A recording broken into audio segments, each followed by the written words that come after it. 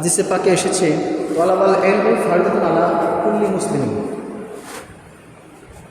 এরকম শিক্ষা করা প্রত্যেকটা মুসলমান নরনারীর উপর ফরজ। এখন প্রশ্ন আসতে পারে, এই যে ফরজ কতটুকু শিক্ষা করা, কতটুকু শিক্ষা অর্জন করা ফরজ।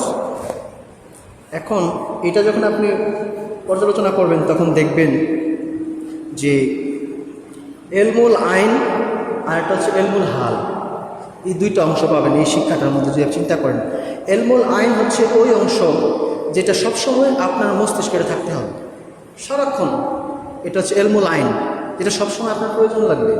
আর এলমুল হাল হচ্ছে ওই জ্ঞান যেটা প্রয়োজন অনুসারে, আপনার অবস্থা অনুসারে, পারিপার্শ্বিক অবস্থা বুঝে যে জ্ঞানটা আপনার প্রয়োজন সেটা। এখন এই ফরজে আইন যে মানে ফরজে আইন শিক্ষা করা, মানে যতটুকু জ্ঞান অর্জন করা ফরজ, এটা কিন্তু আপনি শিক্ষা না করলে আপনাকে শাস্তির আওতায় আনা হবে। ইসলামিক শরীয়ত মোতাবেক আপনাকে শাস্তির যোগ্য আপনি। এই জন্য অবশ্যই ইসলামিক শিক্ষা আপনার জ্ঞান অর্জন করার পরে আপনি অন্য জায়গায় কোনো শিক্ষা অর্জন করতে পারেন। আপনি ডাক্তার হন, ইঞ্জিনিয়ার হন, আপনি যা খুশি হইতে পারেন। শরীয়ত যেগুলোতে নিষেধ নাই সেই ধরনের সব ধরনের জ্ঞান আপনি অর্জন করতে পারেন।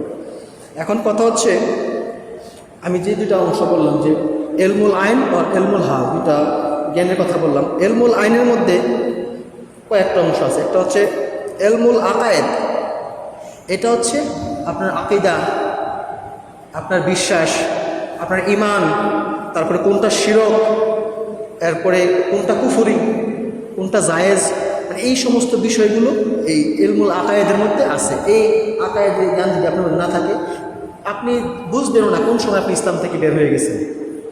এই জন্য এই জ্ঞানটা অবশ্যই থাকতে হবে।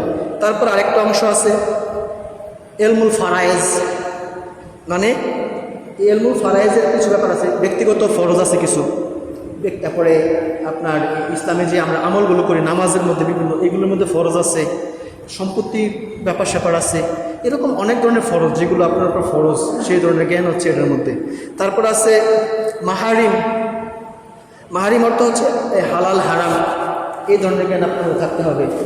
কোনটা হালাল কোনটা হারাম, ঢালাভাবে সব কিছু যেরকম হালাল নয়, ঢালাভাবে সব কিছু তো এরকম হারাম নয়, এই জ্ঞানটা আপনার মধ্যে থাকতে হবে। তারপর আছে আদব, আদাব যেটাকে বলা হয়, সেটা হইতে পারে আপনি ব্যক্তি পরিবারের সাথে যখন চলবেন সে আদব হইতে পারে, আপনি সমাজের সাথে চলবেন সে আদব হইতে পারে, আপনি পুরা রাষ্ট্রের সাথে চলবেন সে আদব, প্রত্যেকটা আদব।